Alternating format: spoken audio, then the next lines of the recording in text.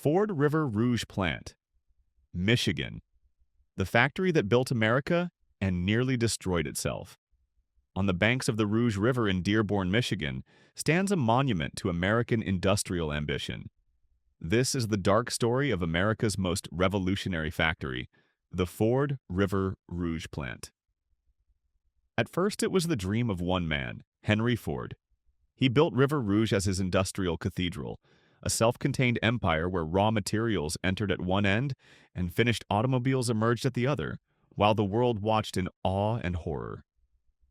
Here, assembly lines moved faster than human dignity could keep pace. But this factory was never just a building for making cars. Within its walls unfolded violence, innovation, racial struggle, environmental devastation, and the birth of the modern labor movement.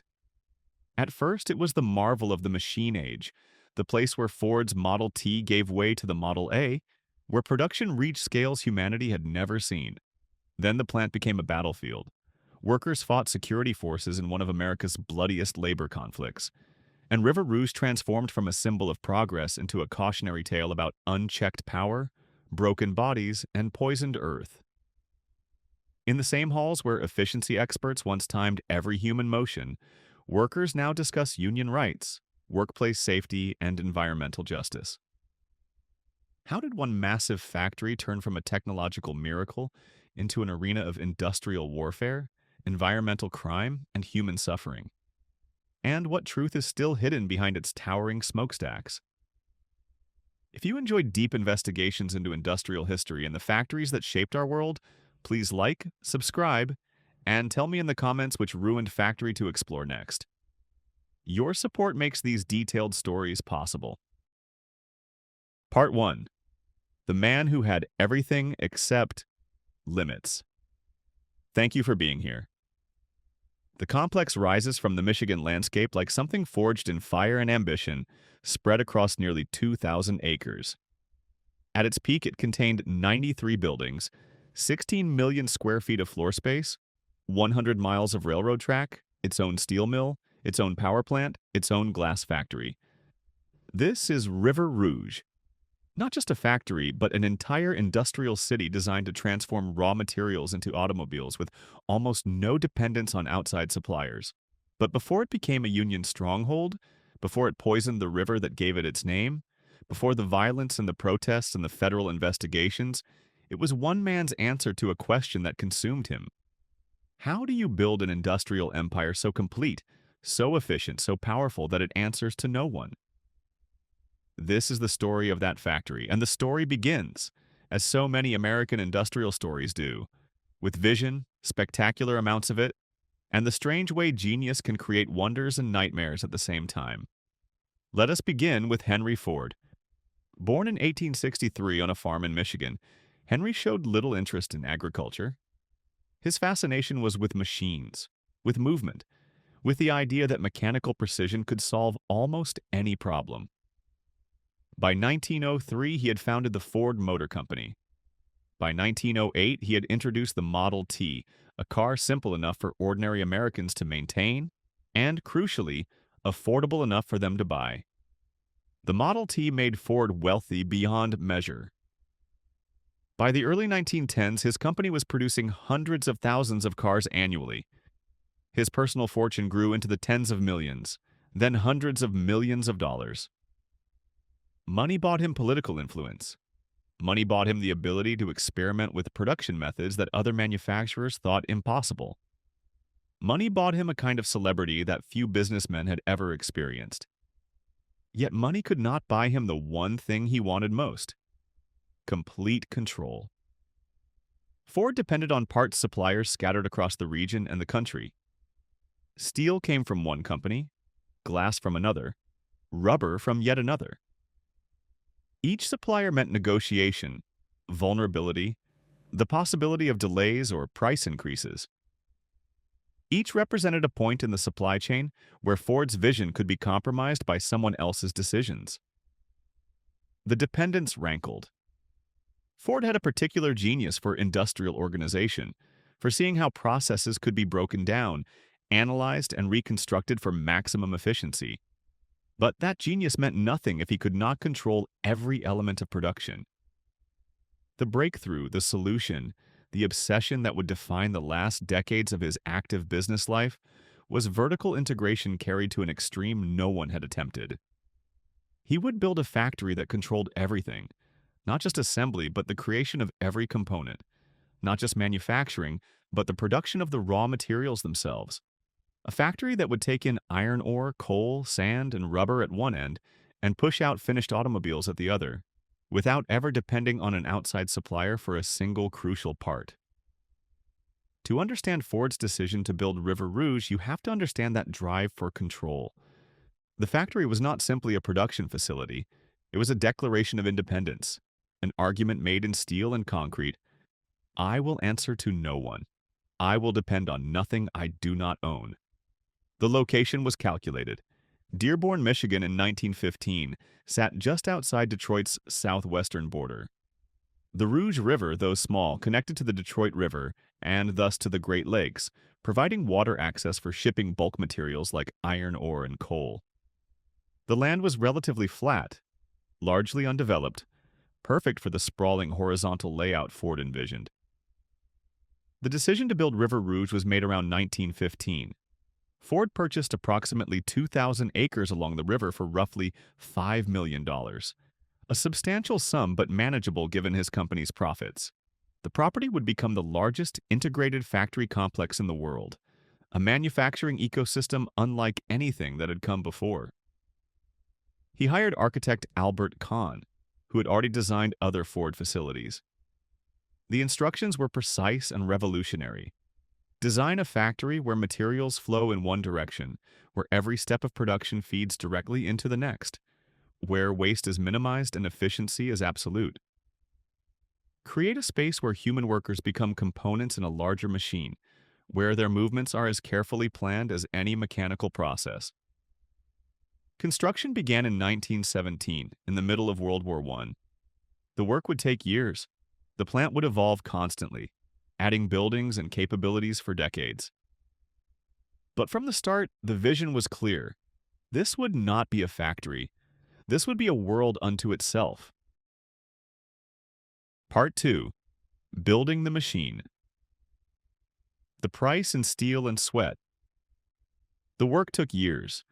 Between 1917 and the early 1920s, River Rouge rose slowly from the Michigan earth, but calling it construction undersells what actually happened. Ford was not building a factory. He was constructing an industrial ecosystem, importing and creating infrastructure on a scale that rivaled small cities. The project demanded materials Michigan did not have in sufficient quantity. Mountains of steel for the framework of buildings.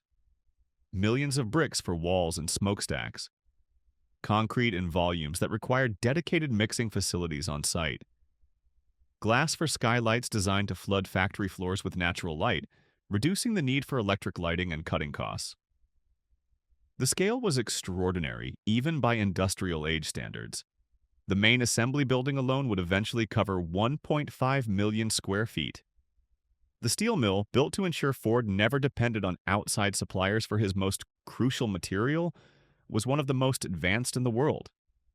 The power plant generated enough electricity to serve a city of 500,000 people. There was a tire factory, a glass plant, a paper mill, a cement plant, a tool and die shop, even facilities for making artificial leather for seat coverings.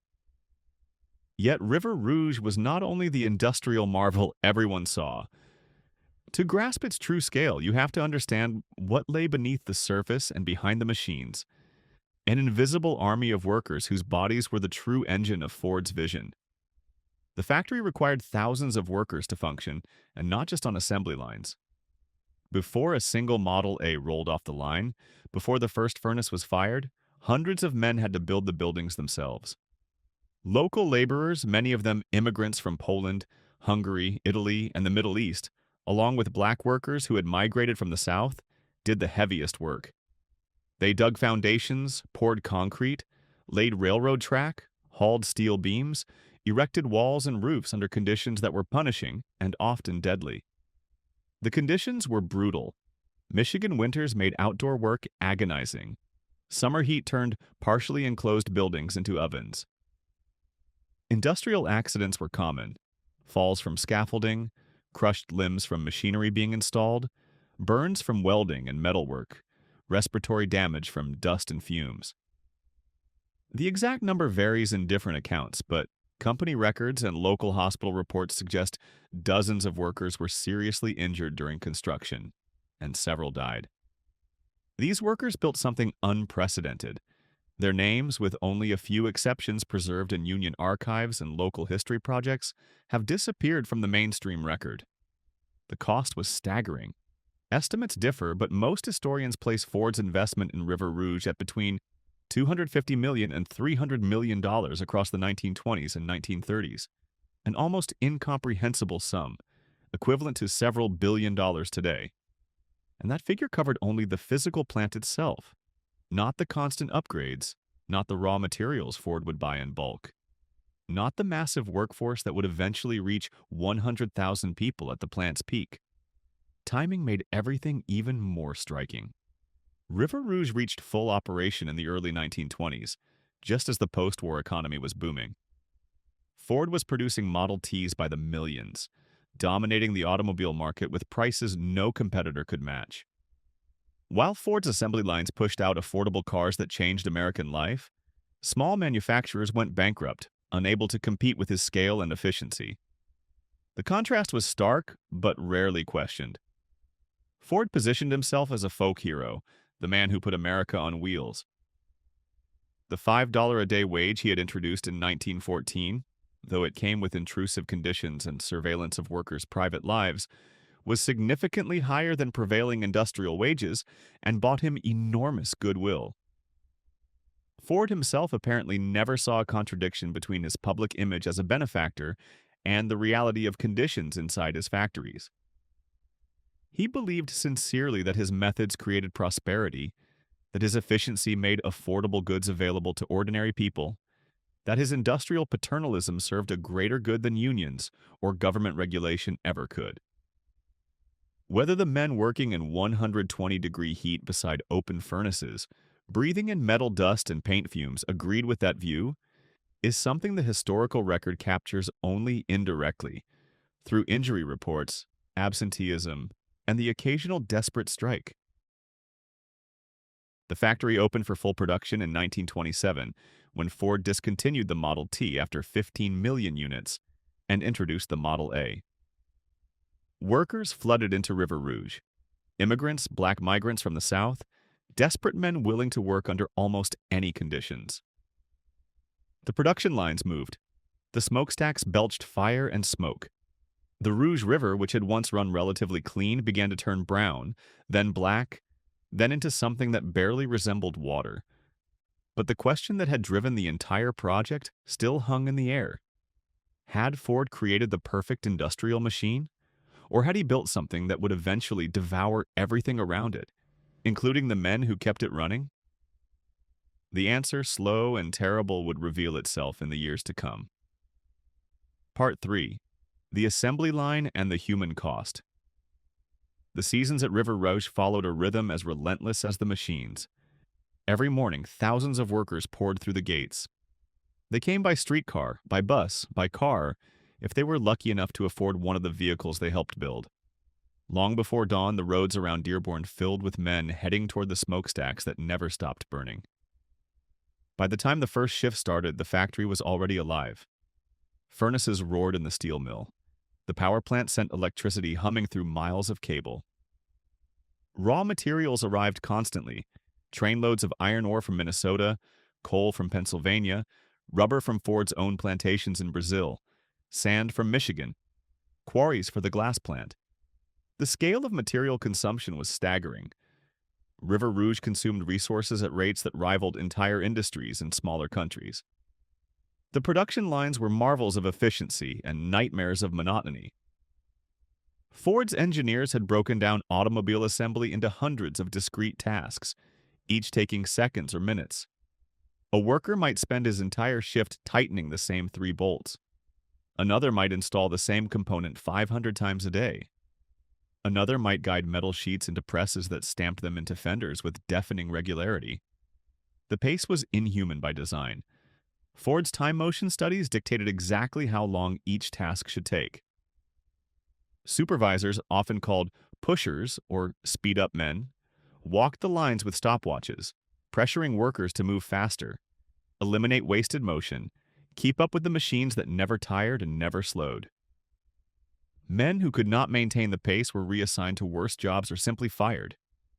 After each shift, workers staggered out exhausted. The physical toll was immediate and cumulative. Repetitive stress injuries destroyed shoulders, backs, and wrists.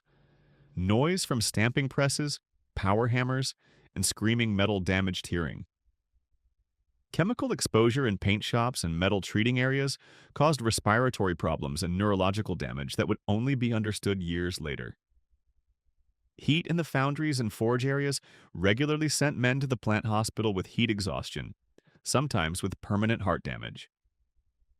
The pay was decent compared to many industrial jobs. Ford maintained relatively high wages as part of his paternalistic philosophy, but the work extracted a price that could not be measured in dollars. Men aged rapidly. Injury rates were among the highest in American industry. Workers who lasted 10 years often looked and felt like they had aged 20. Beyond the production lines, an entire hidden world kept the factory functioning. The maintenance crews worked overnight shifts, repairing equipment, replacing worn parts, cleaning machinery while the lines were stopped. Electricians kept the power systems running. Millwrights maintained the massive machines. Janitors cleaned the floors, though keeping anything clean in an environment that generated mountains of metal shavings, oil, and industrial debris was a losing battle. The steel mill operated in conditions that bordered on medieval. Men worked near open furnaces that reached temperatures over 2,000 degrees Fahrenheit. Molten metal was poured, moved, rolled into sheets and bars in processes that combined precision with almost unimaginable danger. Burns were routine. Deaths, while Ford tried to minimize publicity around them, happened regularly. The foundry where engine blocks were cast was particularly brutal. Workers breathed air thick with sand dust and metal particles. The heat was overwhelming. The noise was constant. Ear protection barely existed. Eye protection was rudimentary. Men lost fingers, hands, eyes. Some lost their lives when molds broke and molten iron spilled across foundry floors. Yet the company maintained tight control over information about workplace conditions. Ford employed a notorious internal security force called the Service Department, led by Harry Bennett, a former boxer and street fighter with connections to organized crime. Bennett's men did more than provide security. They intimidated workers, broke up union organizing attempts, spied on employees, and enforced Ford's will with violence when necessary. The Service Department created a climate of fear. Workers learned not to complain, not to organize, not to challenge the pace or conditions. Those who spoke up were marked as troublemakers. Some were beaten. Many were simply fired, their names added to blacklists that made it difficult to find work anywhere in the Detroit area.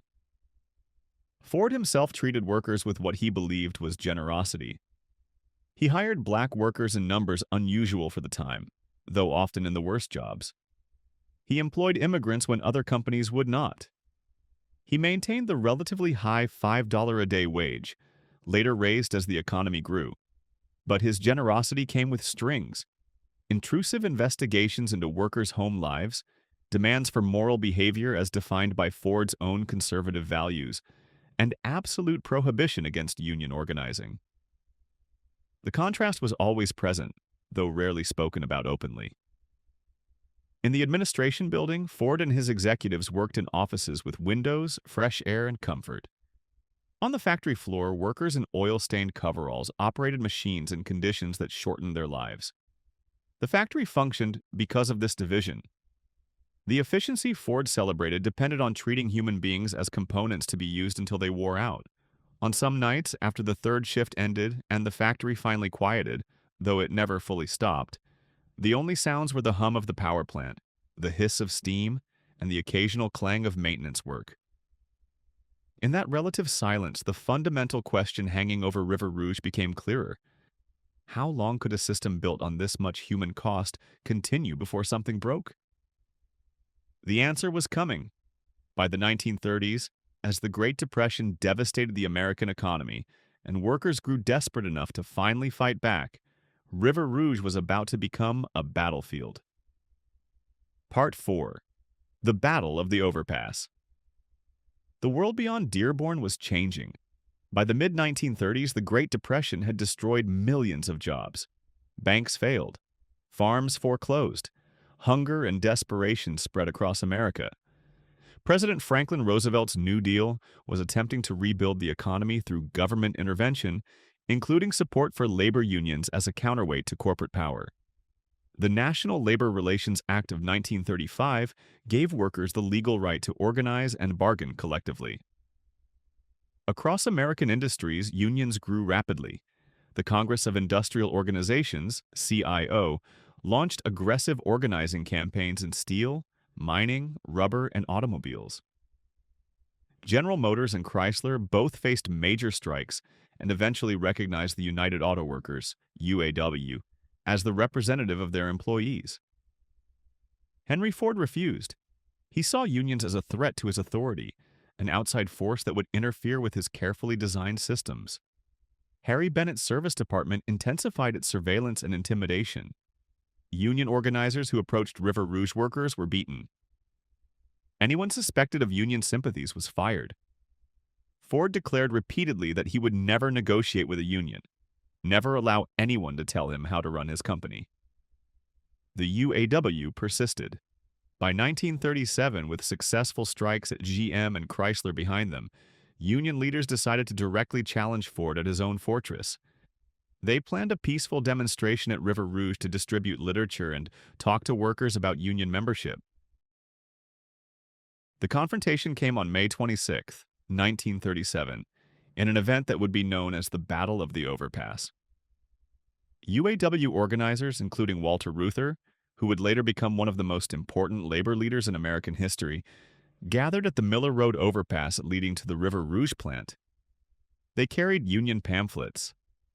Photographers from newspapers and newsreel companies were present to document the event. What happened next shocked the nation. Harry Bennett's service department men, along with hired thugs, attacked the organizers with brutal efficiency. The Union men were beaten with fists, clubs, and metal pipes. Reuther and other leaders were kicked and punched, their faces bloodied. The attack was vicious, prolonged, and deliberately public, designed to send a message. Anyone who challenged Ford would be crushed. The attackers also went after the photographers, trying to destroy cameras and film to prevent documentation of the violence. But some photographers managed to protect their equipment. Images of the beating appeared in newspapers across the country. One photograph, showing Union organizers bloodied and surrounded by Bennett's men, became iconic. The public reaction was fierce. Ford's reputation, already complicated, took a major hit. The violence was too blatant, too obviously orchestrated. Even people who were skeptical of unions recoiled from the images of unarmed men being beaten by corporate security forces. The Battle of the Overpass became a symbol of corporate brutality and helped galvanize support for the labor movement. Ford fought on for 4 more years, using every legal and illegal tactic available. Bennett's men continued their intimidation. Ford used his political connections to pressure government officials. He took out newspaper advertisements arguing that unions would destroy American industry and put workers out of jobs. But the political and legal environment had shifted. The National Labor Relations Board, NLRB, investigated Ford's labor practices and found systematic violations of workers' rights. Court rulings went against the company. Public opinion turned. Even Ford's own workers, pushed past the breaking point, began organizing despite the risks. In April 1941, workers at River Rouge finally went on strike. Tens of thousands of men walked off the job, shutting down the plant. The strike lasted 10 days. Ford, now in his late 70s and increasingly isolated within his own company, finally relented. On June 20th, 1941, Ford Motor Company signed a contract with the UAW. The contract was surprisingly favorable to the union. Ford, in characteristic fashion, swung from total resistance to unexpected cooperation. The agreement included not just union recognition but also provisions for grievance procedures, seniority rights, and improved workplace conditions. The victory was enormous, not just for Ford workers, but for the entire American labor movement. River Rouge, the fortress that had resisted unionization longer and more violently than almost any other major factory, had fallen. The symbolism was powerful. If Ford could be organized, any company could be. The battle revealed something fundamental about River Rouge and about American industrial capitalism. The factory's efficiency, the production marvel that had awed the world, rested on a foundation of coercion and fear. Ford's vision of industrial order required absolute control, and when workers finally challenged that control effectively, the entire system had to adapt or collapse. The war years that followed brought enormous changes. After Pearl Harbor, River Rouge converted to military production. The plant that had built millions of civilian cars now produced tanks, aircraft engines, jeeps, and other military equipment. The workforce swelled to over 100,000. Women entered the factory in large numbers for the first time, taking jobs previously reserved for men. The union, newly empowered, worked cooperatively with management to maximize wartime production. The violence of the 1930s faded into what seemed like history, but the fundamental tensions between workers and management, between efficiency and human dignity, between profit and environmental responsibility, remained beneath the surface, waiting for the next crisis to expose them again. Part 5. The Poison River. Henry Ford died in 1947 at the age of 83. His grandson, Henry Ford II, took control of the company and began modernizing its management, bringing in professional executives to replace the old guard loyal to his grandfather. Harry Bennett was fired. The paranoid culture of surveillance and intimidation gradually eased. The company entered a new era, but if the human costs of River Rouge were slowly being addressed, the environmental costs were only beginning to reveal themselves. For decades, the factory had been dumping waste into the Rouge River without meaningful oversight or consequences. The river that had given the plant its name was dying. The pollution was staggering. Chemical waste from paint operations, heavy metals from metalworking processes, oil and grease from machining operations, acid from metal treating. The river ran black. Fish died. The water smelt of chemicals and petroleum. Foam accumulated along the banks. The ecosystem that had existed for thousands of years was destroyed in a few decades. The pollution was not limited to the river.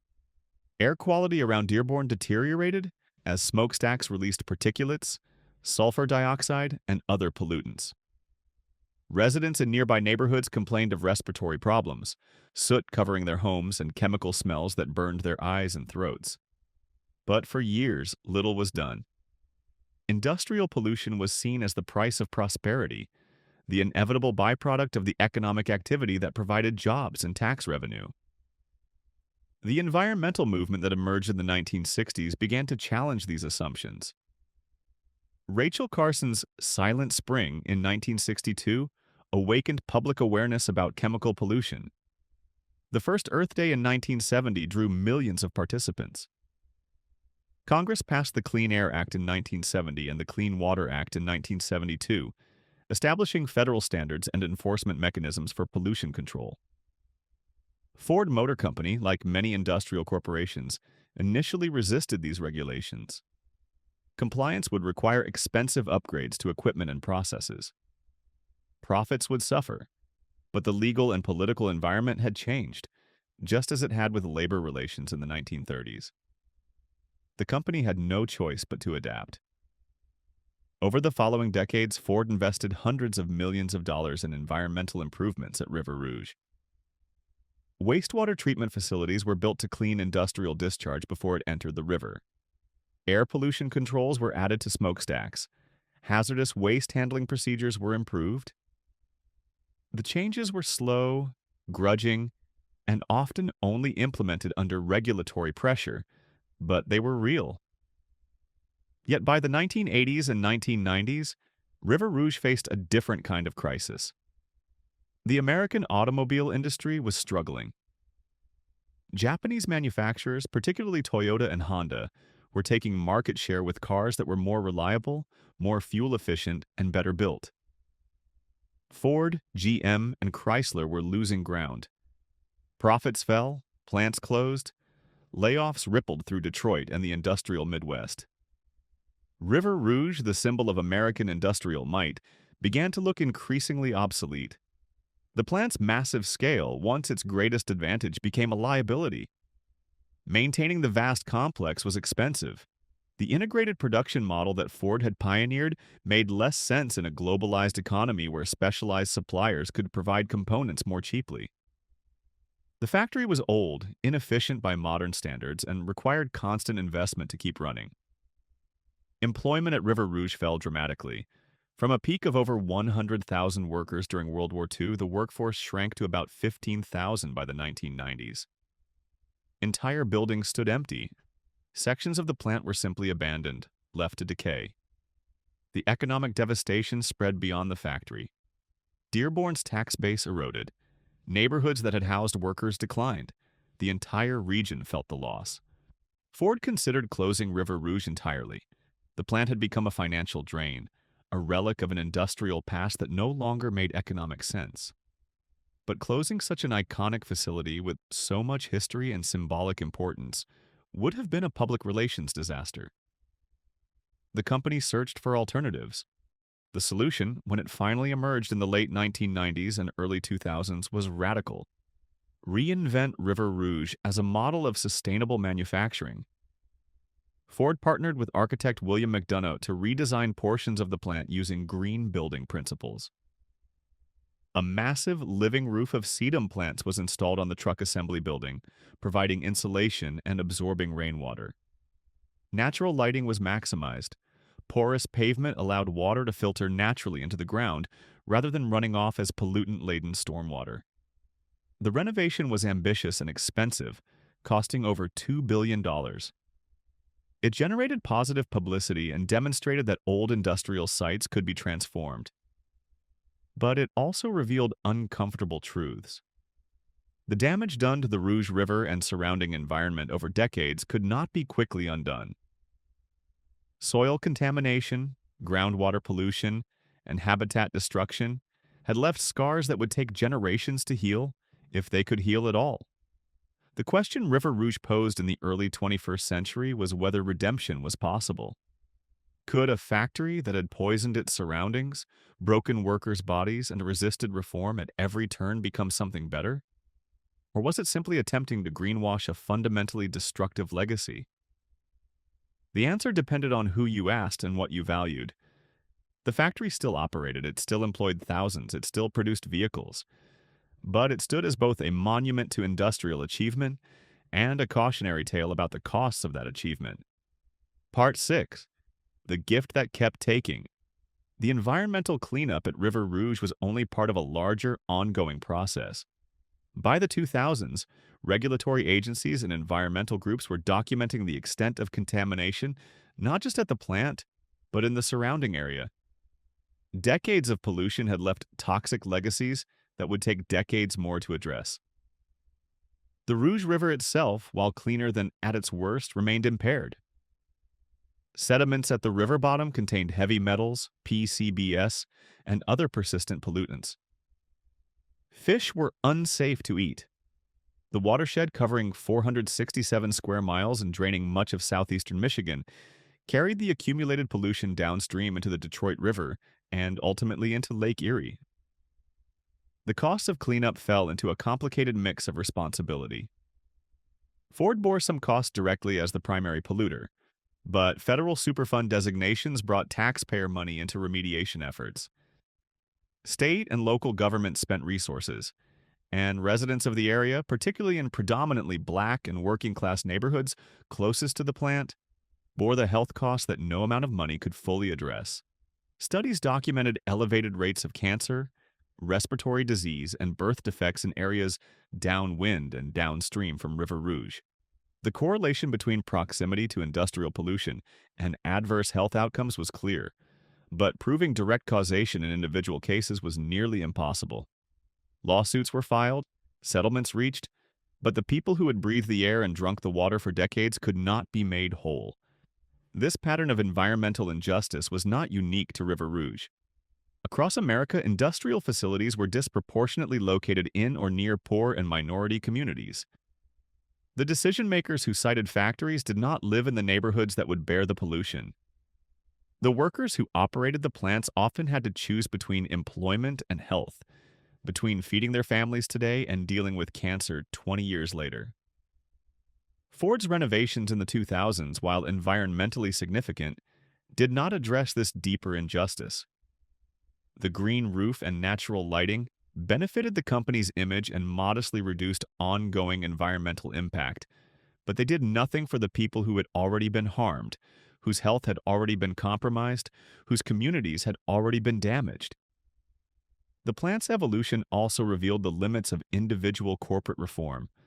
Ford could improve its own operations, but River Rouge was part of an automobile-dependent transportation system that generated environmental harm at every stage: resource extraction, manufacturing, use, and disposal. The millions of vehicles produced at River Rouge over the decades had collectively contributed to air pollution, climate change, and urban sprawl that reshaped American society and ecology. By 2010, employment at River Rouge had stabilized at around 6,000 workers. The plant focused primarily on F-150 pickup truck production, one of Ford's most profitable vehicles. The factory that once demonstrated complete vertical integration had become more conventional, relying on a vast network of suppliers for most components and focusing mainly on final assembly. The symbolic importance of River Rouge remained, but the symbolism had changed. It was no longer the factory of the future, the marvel of efficiency and integration. It was instead a reminder of industrial history, a site where past achievements and past crimes were both visible, where progress and harm had been inseparable. The Union Local at River Rouge, UAW Local 600, had once been the largest union local in the world with over 60,000 members at its peak. By the 2000s, membership had fallen to a few thousand. The battles that had defined the plant's history, violent confrontations over union recognition, fights over working conditions and wages, had been replaced by different struggles: resisting automation and outsourcing, managing the transition to electric vehicles, negotiating survival as the American auto industry continued to contract. The workers who remained at River Rouge in the 21st century were the inheritors of a complicated legacy.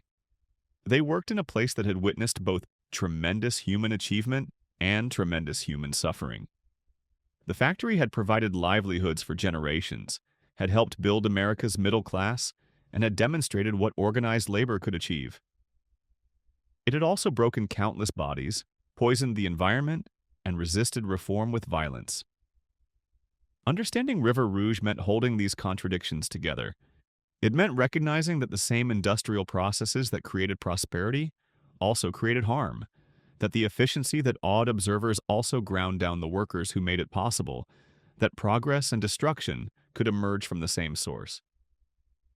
The fundamental question the plant posed was not whether industrial manufacturing was good or bad. That was too simple. The question was, what do we owe the people and places that bear the costs of industrial production? How do we account for the harm done in the name of progress? And how do we organize economic activity so that the benefits and burdens are distributed more fairly? These questions had no easy answers. They required grappling with systems rather than individuals, with structures rather than stories. They demanded a kind of attention that American culture, with its preference for heroes and villains, for simple narratives and clear morals, often resisted. River Rouge stood on its 2,000 acres, still producing vehicles, still employing thousands, still generating profit for shareholders and wages for workers. But it also stood as evidence of questions that America had never fully answered and choices that remained unmade. Part 7. The Automation Revolution and the Disappearing Worker. The 21st century brought new transformations to River Rouge, but these changes were quieter and, in some ways, more profound than the violent labor battles or environmental crises of earlier eras. The factory was automating, and with automation came the gradual disappearance of the human worker from processes that had once required thousands of hands. The shift had begun decades earlier. Robots for spot welding arrived in the 1970s. Computer-controlled machinery became common in the 1980s. But by the 2000s and 2010s, automation had reached new levels of sophistication. Robots that could perform complex assembly tasks. Artificial intelligence systems that could optimize production schedules in real time. Sensors and cameras that could detect quality problems with greater consistency than human inspectors. The changes brought undeniable benefits. Robots did not get tired. They did not make mistakes from boredom or distraction. They could work in conditions, extreme heat, toxic fumes, cramped spaces that were dangerous or impossible for humans. Automation improved quality, reduced waste, and increased productivity. But automation also meant jobs disappeared. A welding line that once employed 50 workers might now require 5, mainly to maintain and program the robots. Final assembly, which still required human workers because of the complexity and variability of tasks, continued to employ significant numbers, but every efficiency gain meant fewer people needed. For the workers who remained, the nature of the work changed. Manufacturing jobs increasingly required technical skills, reading computer interfaces, programming basic functions, troubleshooting complex systems. The relationship between worker and machine shifted. Instead of operating a machine, workers supervised machines, intervening when something went wrong, performing tasks that had not yet been successfully automated. The union faced new challenges. How do you protect jobs when the jobs are being eliminated by technology rather than by management malice? How do you negotiate over positions that simply no longer exist? The UAW fought for retraining programs, for guarantees of job security, for early retirement packages for workers who could not adapt. But the fundamental trajectory was clear. Manufacturing would require fewer workers, and those workers would need different skills. The young people who might once have looked to River Rouge for stable, well-paying work increasingly looked elsewhere. Service jobs, healthcare, technology, logistics, these were the growing sectors. Manufacturing employment in Michigan and across the industrial Midwest continued its decades-long decline. Cities and towns that had depended on auto plants faced ongoing economic challenges. Yet narratives about automation often missed crucial nuances. The story was not simply robots take jobs. The story was more complicated, involving trade policy, corporate decisions about where to locate facilities, financialization of the economy that prioritized short-term profits over long-term investment, and political choices about economic development and worker support. River Rouge operated in this complicated environment. The plant's survival depended partly on its ability to automate and compete on efficiency. But that efficiency came at a cost measured in displaced workers, in communities that lost economic anchors, in the social fabric that frayed when good jobs disappeared. The environmental improvements Ford had made, the green roof and natural lighting and pollution controls were real and meaningful. But they existed alongside a harsher reality. The plant's long-term viability required producing fewer jobs, and the region's economic health depended on those jobs. By 2020, when the COVID-19 pandemic forced a temporary shutdown, River Rouge employed around 7,500 workers. The pandemic exposed additional vulnerabilities. Supply chain disruptions halted production. Worker safety concerns led to strikes and negotiations over protocols. The entire system revealed itself to be more fragile than it appeared during normal operations. When production resumed, it resumed differently. More automation, more emphasis on supply chain resilience, more acceptance that the plant would never again employ tens of thousands of workers. The pandemic accelerated trends. Part 8.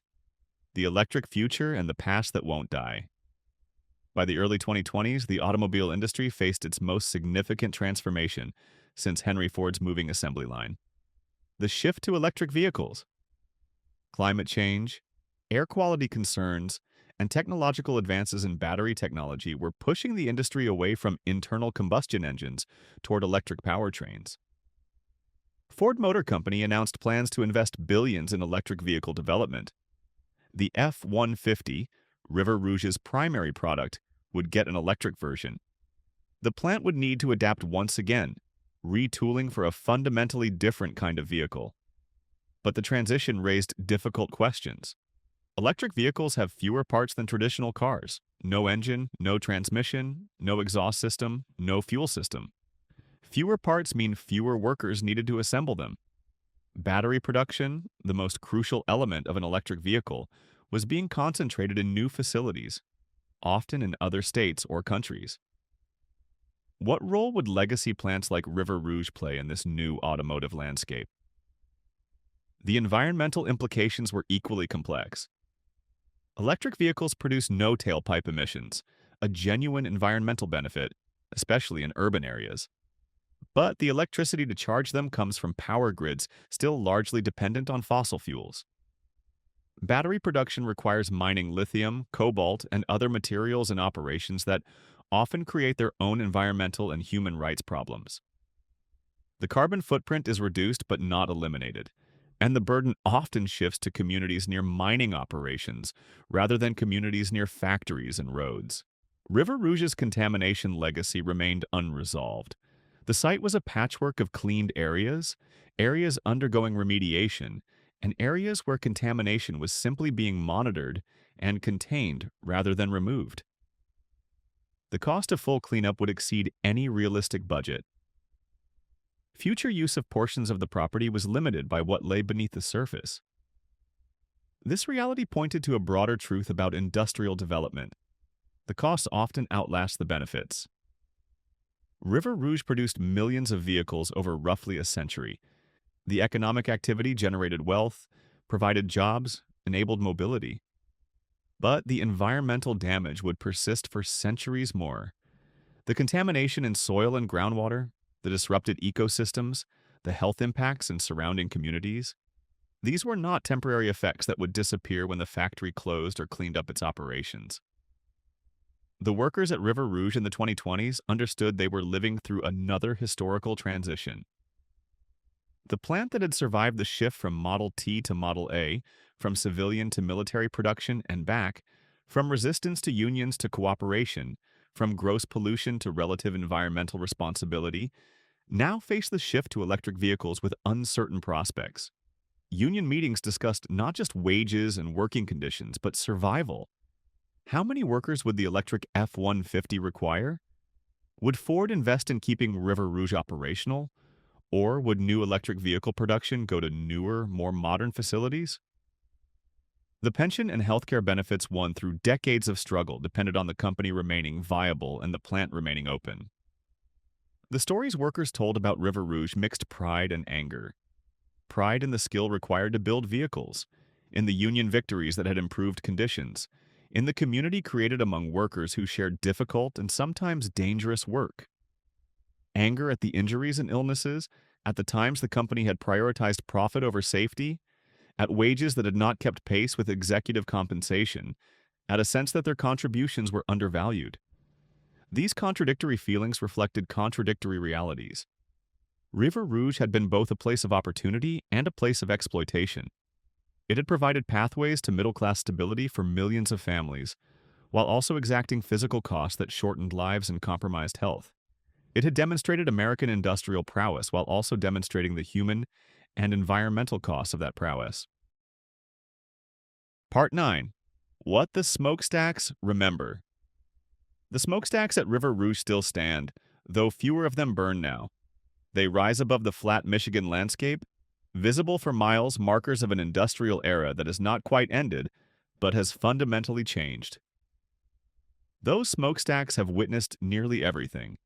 They witnessed Henry Ford's vision becoming reality in the 1920s, the impossible factory that controlled every stage of production. They witnessed the brutal working conditions that characterized early industrial capitalism, the injuries and deaths that were treated as inevitable costs of doing business. They witnessed the Battle of the Overpass, the violence that shocked a nation and helped turn public opinion toward labor's cause. They witnessed the Union's victory and the gradual improvement in working conditions. They witnessed World War II production, when the factory became an arsenal of democracy. They witnessed decades of environmental destruction, when the Rouge River ran black and the air burned with chemical stench. They witnessed the slow awakening to environmental responsibility, the lawsuits and regulations that forced change. They witnessed the decline of American manufacturing dominance, the competition from abroad, the layoffs and plant closings. They witnessed automation's steady advance, the replacement of human hands with mechanical precision. They witnessed attempts at renewal, the green building initiatives and sustainable manufacturing programs. And they are witnessing now the uncertain transition to electric vehicles and an automotive future that may or may not include them. But smokestacks don't testify in court or congressional hearings. Buildings don't write memoirs or give interviews. The physical structures remain, but the stories they could tell depend entirely on whose voices are heard, whose perspectives are valued, whose memories are preserved. For decades, the dominant narratives about River Rouge focused on Henry Ford's genius, on industrial innovation, on American manufacturing prowess. These narratives were not false, but they were incomplete. They celebrated the factory while obscuring the workers. They praised efficiency while ignoring the human costs. They treated environmental destruction as a regrettable but necessary side effect, rather than a preventable consequence of choices made by identifiable people. Alternative narratives existed but were marginalized. Union histories documented the struggles and victories of organized labor. Environmental justice advocates documented the health impacts on nearby communities. Local historians collected oral histories from workers whose experiences contradicted the official story of benevolent industrial paternalism. These different narratives were not equally powerful. Corporate PR departments had larger budgets than union newspapers. Museum exhibits funded by Ford emphasized innovation over exploitation. Textbooks celebrating American industrial achievement devoted paragraphs to the factory's technical marvels and sentences to the Battle of the Overpass. The result was a collective memory that distorted as much as it preserved. River Rouge entered American consciousness as a symbol of industrial might and innovation, which it was. But it did not enter consciousness with equal prominence as a site of labor struggle, environmental crime, and ongoing injustice, which it also was. Correcting this distortion requires deliberate effort. It requires seeking out suppressed voices and marginalized perspectives. It requires looking at familiar stories from unfamiliar angles. It requires asking not just what was built, but who built it and at what cost.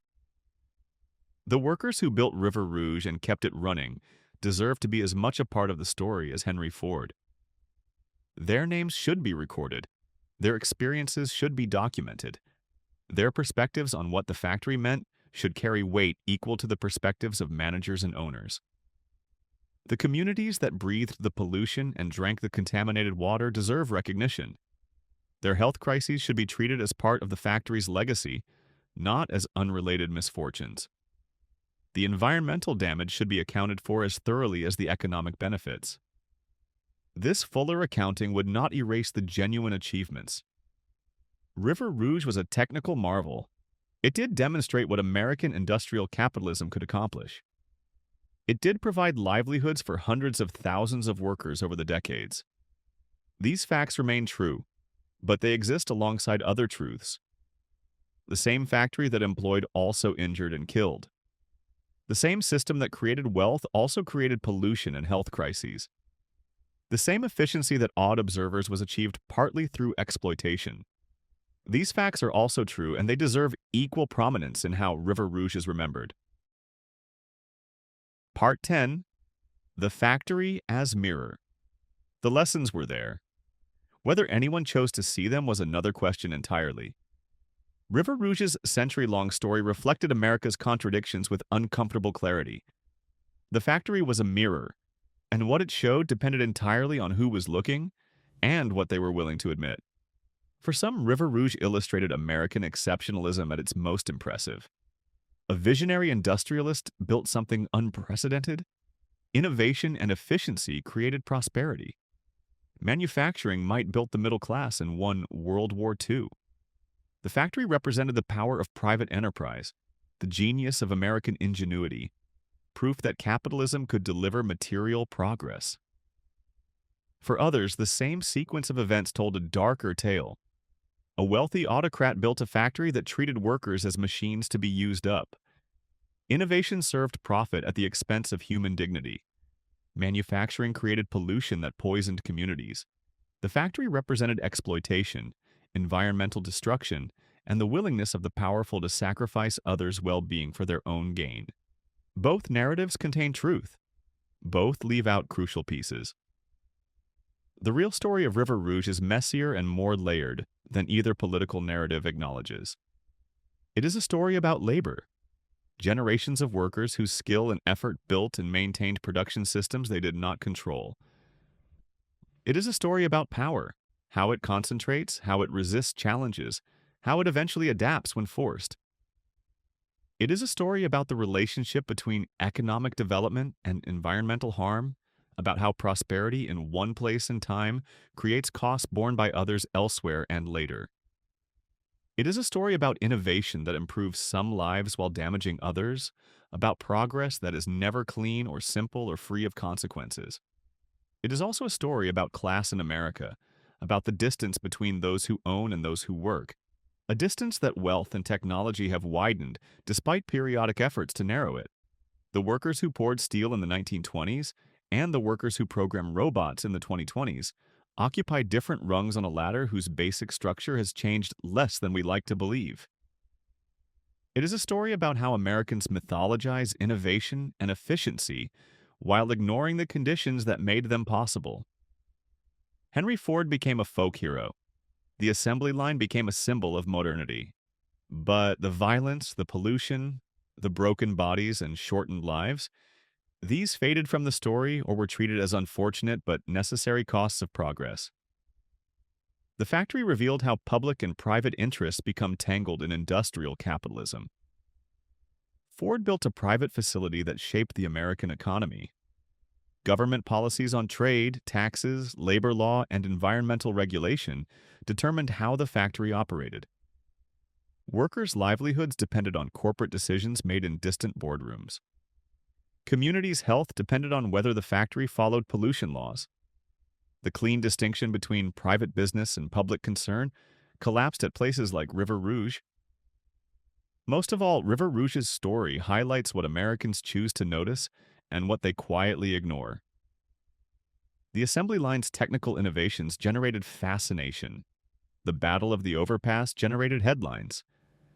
But the daily grind of difficult, dangerous work received little attention. The slow accumulation of pollution was invisible until the river was dead. The health impacts on nearby residents were documented by researchers but rarely broke through to broader consciousness. These patterns of attention reveal national habits and values. Innovation travels fast. Conflict draws cameras. Technical achievement feels clean and apolitical. But the slow structural violence, who does which work for how much, who bears which risks so others can enjoy which benefits, is quieter, harder to dramatize, easier to leave in the background. River Rouge had become a symbol, but symbols flatten by design. The factory was not simply good or evil, not purely achievement or purely crime. It was both and neither, a complicated place with a complicated past that refuses to shrink down to a single clean meaning. The plant had outlived its founder. It would likely outlive its current corporate owners as companies merged, restructured, and evolved. The unresolved question was what it would become next and whether that next chapter would be shaped deliberately or would simply happen through economic forces and corporate decisions made without regard for history or community. Buildings do not choose their futures. People do. The decisions made about River Rouge, whether to preserve it, repurpose it, let it continue operating until it is no longer economically viable, or shut it down and clean up the site, would say a great deal about American values and priorities. The mirror stood there, built of steel and concrete, blackened by decades of industrial fire.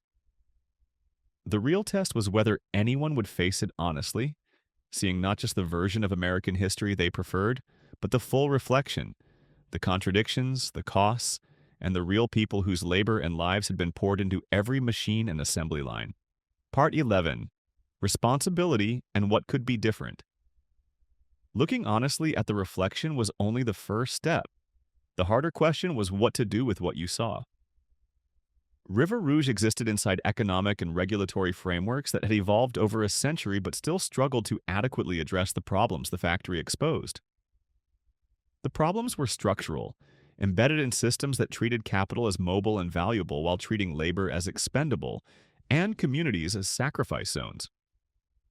River Rouge pointed to several areas where American society might need to rethink its assumptions and change its practices.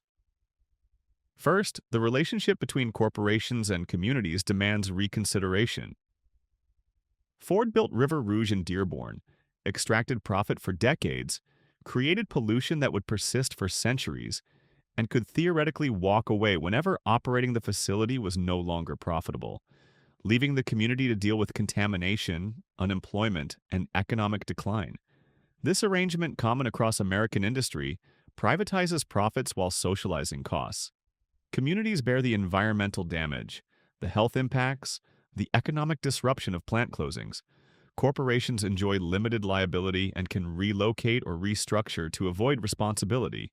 Fixing this would require stronger community voices in corporate decision-making, more robust environmental bonds that companies must post to cover cleanup costs, restrictions on plant closings that leave communities devastated, and recognition that operating in a community creates obligations beyond paying taxes and following regulations.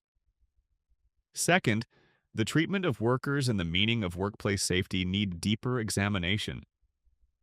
River Rouge's history shows that safety improvements came slowly, reluctantly, and usually only through worker action and government regulation. Decades of unnecessary injuries and deaths occurred because preventing them would have cost money and reduced efficiency. The same calculus operates today in subtler forms. Ergonomic injuries from repetitive motion, mental health impacts from surveillance and production pressure, the long-term effects of chemical exposures that meet current safety standards but may cause harm over decades. Bringing workers fully into decision-making about workplace conditions, strengthening enforcement of safety regulations, and treating worker well-being as central to production rather than as a cost to be minimized would require acknowledging uncomfortable truths about whose interests have been prioritized. Third, environmental regulation needs both stronger enforcement and fundamentally different approaches. River Rouge polluted for decades before regulations forced changes. Even after regulation, cleanup has been incomplete. Companies routinely calculate that paying fines is cheaper than preventing pollution. The burden of proof falls on regulators to demonstrate harm, rather than on companies to demonstrate safety. Stronger approaches would include requiring companies to prevent pollution rather than merely controlling it after it is created, mandating environmental monitoring by independent third parties rather than by companies self-reporting, making executives personally liable for environmental crimes, and establishing polluter pays principles that make companies fund full cleanup regardless of cost. Fourth, the transition to new technologies, whether automation or electrification, needs to be managed with workers and communities at the center rather than at the periphery. The shift away from internal combustion engines is environmentally necessary, but it will eliminate jobs. Managed poorly, it will replicate the social devastation that occurred when manufacturing employment collapsed in previous decades. Managed well, it could provide opportunities for workers to transition with dignity, for communities to develop new economic bases, and for environmental improvements to benefit everyone rather than just those who can afford new electric vehicles. This would require substantial public investment in retraining and education, strong labor standards that ensure new jobs in clean energy and electric vehicle production are good jobs, policies that prevent the burden of transition from falling entirely on workers and communities that depend on existing industries, and recognition that market forces alone will not produce just outcomes. Fifth, corporate power and accountability need restructuring. Ford's ability to violently resist unionization for years, to pollute with impunity, to make decisions that affected hundreds of thousands of lives without meaningful accountability to workers or communities, reflected a broader problem of concentrated corporate power. Laws and norms that protect corporate interests are strong and well enforced. Laws and norms that protect workers, communities, and the environment are weaker and more easily evaded. Rebalancing this would mean stronger protections for workers who organize, stricter corporate liability for harm caused, worker and community representation in corporate governance, and restrictions on corporate political activity that allows wealthy interests to shape the rules they operate under. None of these changes are easy. They challenge fundamental assumptions about property rights, markets, and the role of government. They ask people who benefit from the current system to accept that it needs changing. They require political will that faces enormous organized opposition from corporate interests that profit from the status quo. River Rouge cannot force anyone to make these changes, but its history provides concrete examples that make abstract policy debates tangible. Who gets to decide how a factory operates and what it produces? Who bears the risks and costs of industrial production? How long should communities and ecosystems pay for economic activity that benefited others? These are not theoretical questions. They are questions River Rouge's story answers in detail if anyone is willing to look. The open question is whether Americans will use these examples to inform change or keep fighting over symbols while leaving the underlying structures, the ones River Rouge has exposed so clearly, exactly as they are. Part 12. The Electric Hum and the Ghosts That Remain. The structures outlast the arguments just as the factory has outlasted its builders. Dawn reaches River Rouge the same way it has for over a century. Light spreads over the flat Michigan landscape, touching the Rouge River first, then the vast complex of buildings, parking lots, and rail lines that cover 2,000 acres. The river runs cleaner than it did at its worst, though it will never be what it was before the factory arrived. Fish have returned, though they still carry contaminants in their flesh. The sediments still hold the chemical history of a century of industrial production, a toxic archive that will remain long after the factory itself is gone. Inside the plant, daily routines begin. Security guards check IDs at the gates. Workers punch in, some arriving for the day shift, some finishing the night shift. Machines power up with electronic hums and mechanical clanks. The factory has changed enormously from Ford's era, but the basic rhythm remains. Materials enter, work happens, products emerge. The human role has diminished, but people remain necessary for now, maintaining the machines, monitoring the systems, intervening when automation cannot handle the complexity. That continuity is perhaps the clearest truth about River Rouge. Beneath the technological changes, beneath the shifts in ownership and management philosophy, beneath the political fights and regulatory battles, it remains a place where physical labor transforms physical materials into products people use. That fundamental process requires energy, generates waste, creates risks, and affects lives. These realities persist regardless of who owns the factory or what narratives surround it. The workers at River Rouge understand this in ways observers often miss. They understand that manufacturing is not abstract, it is concrete. Hot metal, sharp edges, heavy loads, chemical smells, noise that damages hearing, repetitive motion that damages joints. It is bodies doing work that is physically demanding and sometimes dangerous, work that produces real things the wider economy depends on, but rarely thinks about. The ghosts are there too if you know how to see them. The workers who died in industrial accidents, whose names appear in old newspaper reports and union records but are forgotten by broader history. The workers who developed cancers and respiratory diseases from exposures that seemed safe at the time. The workers who were beaten on the overpass for the crime of wanting to organize. The workers who grew old before their time, whose bodies broke down from decades of hard labor. These ghosts are not metaphorical. They are the actual human costs of industrial production, costs that were borne by specific people with names and families and lives that were shortened or damaged so that the factory could operate and profits could be generated. The river carries ghosts too. The ecosystems that existed before Ford bought the land and transformed it. The species that disappeared when their habitats were destroyed. The communities that depended on the river for fishing and recreation, activities that became impossible when pollution took over.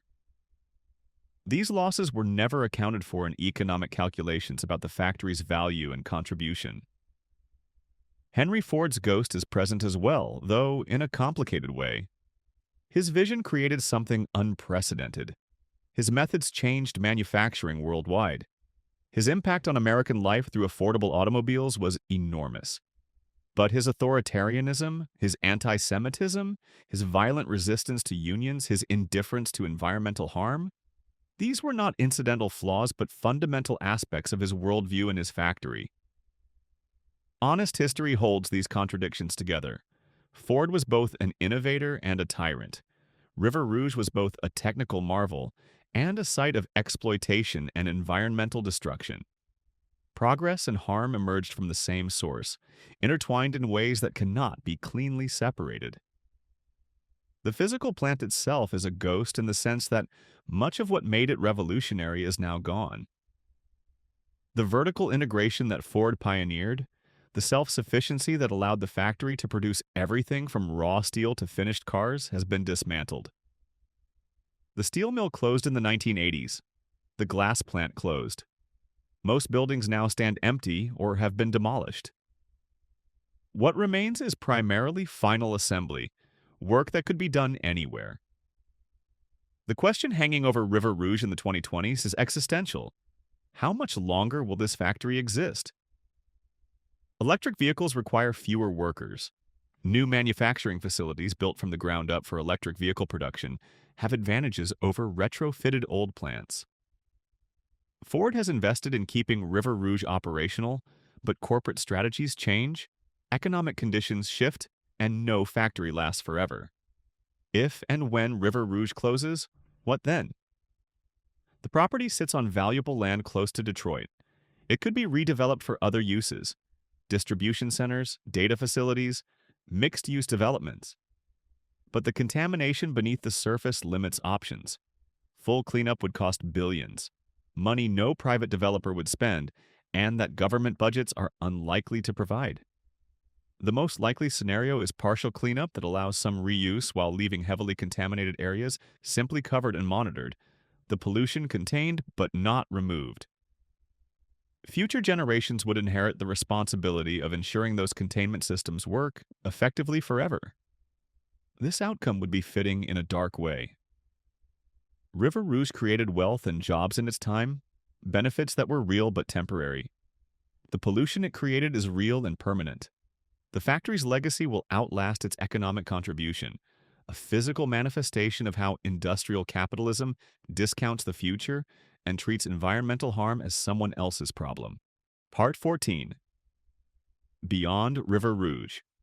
A pattern, not an exception. The willingness to really look and learn does not stop at one factory. River Rouge was not unique.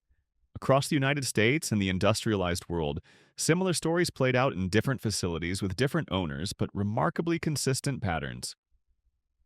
The steel mills of Pittsburgh and Gary, the textile mills of New England, the coal mines of Appalachia and Wyoming, the chemical plants of Louisiana's Cancer Alley, the meatpacking plants of the Midwest, all share elements of River Rouge's story: dangerous working conditions, environmental damage, labor struggles, communities transformed and sometimes destroyed by industrial operations.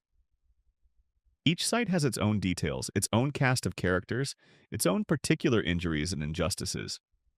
But the underlying dynamics remain familiar: capital seeking profit, workers providing labor, communities bearing externalized costs, owners resisting regulation, workers organizing for better treatment, environmental damage accumulating and persisting long after economic benefits have been extracted.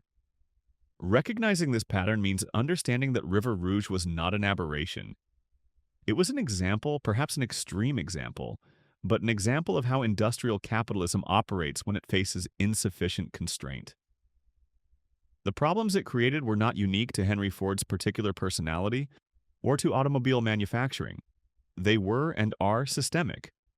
This recognition has implications for how we approach current industrial operations and future economic development. The questions that apply to River Rouge apply elsewhere. Who decides how a facility operates? Who benefits from its operation? Who bears the risks and costs?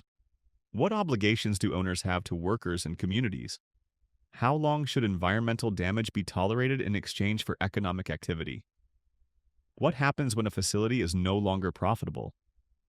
Asking these questions consistently, refusing to accept easy answers or familiar deflections, is a discipline that reaches beyond any single factory. It requires ongoing skepticism toward concentrated power, whether corporate or governmental. It requires attention to who is being harmed and how, even when that harm is slow, diffuse, or invisible in the moment. It requires the ability to see achievement and harm simultaneously, to recognize that human creations are almost always mixed.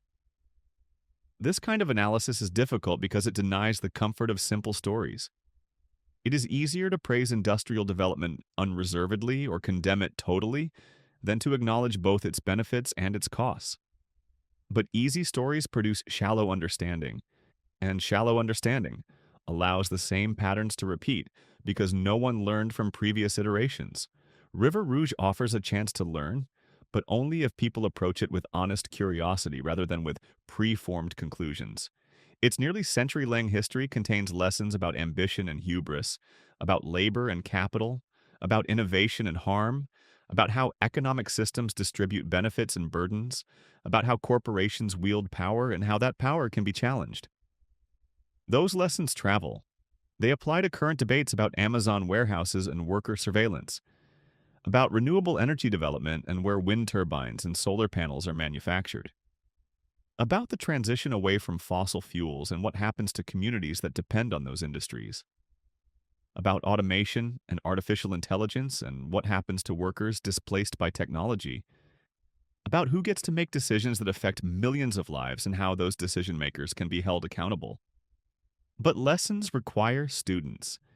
They demand willingness to set aside ideological certainty, to admit that reality is more complicated than political talking points suggest, to sit with uncomfortable truths rather than dismissing them. They require patience to understand context, resilience to face difficult facts, and commitment to use knowledge for something beyond winning arguments. Whether Americans collectively have those qualities is uncertain. The polarized discourse around industrial history, labor, environmentalism, and corporate power suggests many prefer tidy narratives to messy realities. But public conversation is not destiny. Individual choices accumulate.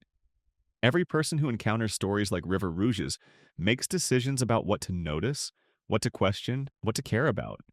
Those small decisions, multiplied across thousands or millions of people, gradually shape collective understanding and inform the choices societies make. River Rouge cannot force those changes. It can only stand where it has stood for over a century, its story available to anyone willing to trace it. The patterns are visible. The lessons are there. What people choose to do with them remains to be seen. Part 15. The choice before us. The choice is immediate and it is not going away. River Rouge's story continues. The factory still operates. Workers still arrive each morning. Machines still run. Products still emerge. The river still flows, carrying traces of pollution downstream. The economic forces that created the factory and shaped its evolution are still active, generating similar dynamics in other places. Whatever comes next will grow from decisions being made right now. In contract negotiations between Ford and the UAW, in EPA determinations about cleanup requirements, in local government decisions about land use and economic development, in consumer choices about what vehicles to buy, in voting decisions about politicians who support or oppose stronger labor and environmental protections. None of these decisions are made in isolation. Each connects to broader patterns and systems. The factory poses questions to anyone who encounters its story. What kind of economy do you want? One that treats workers as costs to minimize or as people with dignity and rights? One that treats environmental damage as acceptable collateral or as harm to prevent? One where corporate profits take absolute precedence or where other values also matter? These are not abstract philosophical questions. They are practical questions with concrete answers, visible in places like River Rouge. The answers emerge from choices. What behaviors are rewarded, what harms are prevented, what power is checked, What values are enforced through law and norm? River Rouge also poses a more personal question. What kind of relationship do you want to have with economic production? Do you want to see only the finished product, the car, the iPhone, the cheap goods, and ignore how they are made? Or do you want to understand the labor, environmental impacts, and power relationships embedded in everything you use? Neither choice is comfortable. Ignorance allows complicity. Knowledge demands responsibility. But only knowledge offers the possibility of changing systems that harm. The most demanding posture is the most honest. Seeing clearly, admitting both achievement and harm, holding multiple truths simultaneously without collapsing them into easy verdicts. River Rouge deserves that kind of attention, not because the factory is uniquely important, but because it is a clear example that makes large systemic issues visible and concrete. The factory still stands on its 2,000 acres, holding over a century of accumulated history, waiting for Americans to decide what they want it to mean and what lessons they will extract from it. That decision will say less about the factory than about the people looking at it. What they notice, what they dismiss, which lessons they take seriously, which they ignore. The smokestacks still rise above the landscape. The Rouge River still flows toward the Detroit River and Lake Erie. The machines still hum and clang. Time moves forward, patient and relentless, giving everyone fewer excuses for pretending the choices are not theirs to make. What will you choose to see? What will you choose to remember? What will you choose to change? If you found this investigation into River Rouge valuable, please like, subscribe, and tell me in the comments which ruined or controversial factory I should explore next. Your suggestions and support make these deep dives into industrial history possible. Together, we can uncover the hidden stories of the places that built our world and examine what they cost.